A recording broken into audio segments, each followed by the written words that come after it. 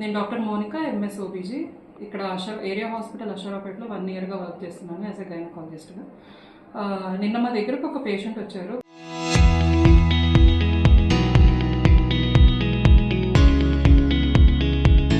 Patient first baby చనిపోయారు. దాని తర్వాత సెకండ్ బేబీకి ఇక్కడే ఎలాగైనా డెలివరీ చేయించుకోవాలని చెప్పి వచ్చారనమాట. మేము ముందుగానే ఎస్టిమేట్ చేసాము బేబీ 4.55 కేజీస్ ఉంటుంది అని.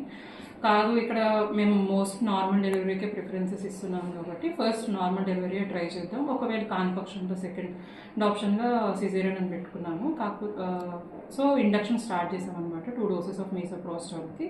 సెకండ్ డోస్ ఆఫ్ మీసోప్రోస్టాల్కి ఫుల్ డైలటేషన్ వచ్చేసింది. దాని తర్వాత డెలివరీ అనేది నార్మల్గానే ఏమి ఇబ్బంది లేకుండా అయింది. బేబీ పుట్టిన తర్వాత 4.5 కేజీస్ ఉంది. తల్లి బేబీ, మదర్ అండ్ బేబీ ఇద్దరు బాగానే ఉన్నారు. వాళ్ళ అక్క జాన్ 2న ఇక్కడే సిజేరియన్ సెక్షన్ చేసి డెలివరీ చేశాము. సో అదే భరోసాతో ఇక్కడికి మళ్ళీ వచ్చారు.